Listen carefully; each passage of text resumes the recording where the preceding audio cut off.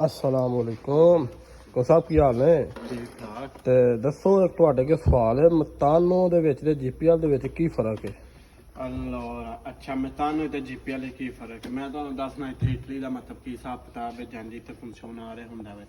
ਮੈਥਾਨੋ ਇੱਕ ਗੈਸ ਹੈ ਤੇ ਜੀਪੀਐਲ ਵੀ ਇੱਕ ਗੈਸ ਹੈ, ਲੇਕਿਨ ਦੋਵਾਂ 'ਚ ਫਰਕ ਹੀ ਹੈ। ਜਿਹੜਾ ਮੈਥਾਨੋ ਹੁੰਦੀ ਹੈ ਨਾ, ਉਹਦਾ ਜਿਹੜਾ ਪ੍ਰੈਸ਼ਰ ਹੁੰਦਾ ਨਾ ਗੈਸ ਦਾ, ਉਹ ਤਕਰੀਬਨ 5 ਤੋਂ 600 ਬਾਰ ਜਿਹਨੂੰ ਆਂਦੇ ਨਾ 5 ਤੋਂ 600 ਬਾਰ, ਮਤਲਬ ਇੰਨਾ ਜ਼ਿਆਦਾ ਉਹਦਾ ਪ੍ਰੈਸ਼ਰ ਹੁੰਦਾ ਹੈ।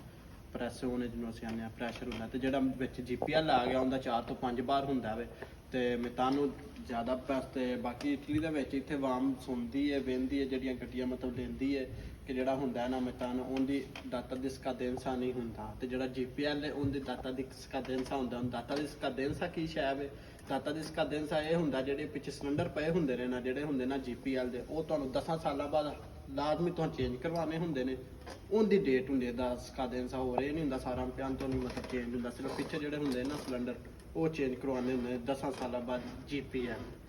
ਤੇ ਬਾਕੀ ਜਿਹੜਾ ਮੈਥਾਨੋ ਮੈਂ ਉਹਦੇ ਸਿਲੰਡਰ ਚੇਂਜ ਨਹੀਂ ਹਾਈਵੇਂ ਕਰਵਾਈ ਦੇ ਉਹਦੇ, ਕਿਉਂਕਿ ਉਹਦਾ ਹੁੰਦਾ ਹਰ 4 ਸਾਲਾਂ ਬਾਅਦ ਰਿਵਿਜ਼ਨ ਵਾਸਤੇ ਜਾਂਦੇ ਨੇ, ਤੇ ਉੱਥੇ ਜਾ ਕੇ ਉਹ ਪ੍ਰੋਵਾ ਇੰਪਰੈਸ਼ਨ ਚੈੱਕ ਕਰਦੇ ਨੇ, ਅਗਰ ਚੇਂਜ ਕਰਨੇ ਵਾਲੇ ਹੁੰਦੇ ਨੇ ਉਹ ਤੁਹਾਨੂੰ ਦੱਸਦੇ। ਲਿਹਾਜ਼ਾ ਜਿਹੜਾ ਮੈਥਾਨੋ ਦਾ ਉਹਦਾ 4 ਸਾਲ ਬਾਅਦ ਉਹਦੇ ਸਿਲੰਡਰਾਂ ਦਾ ਰਿਵਿਜ਼ਨ ਹੁੰਦਾ, ਤੇ ਜਿਹੜਾ ਹੁੰਦਾ ਹੈ ਦੂਜਾ ਜੀਪੀਐਲ ਉਹਦਾ ਮਤਲਬ ਤੁਹਾਨੂੰ 10 ਸਾਲਾਂ ਬਾਅਦ ਸਿਲੰਡਰ ਚੇਂਜ ਕਰਵਾਉਣੇ ਪੈਂਦੇ ਨੇ, ਮਤਲਬ ਹੁੰਦਾ ਦਾਤਾ ਦੀ ਸਕਾਦੈਂਸਾ।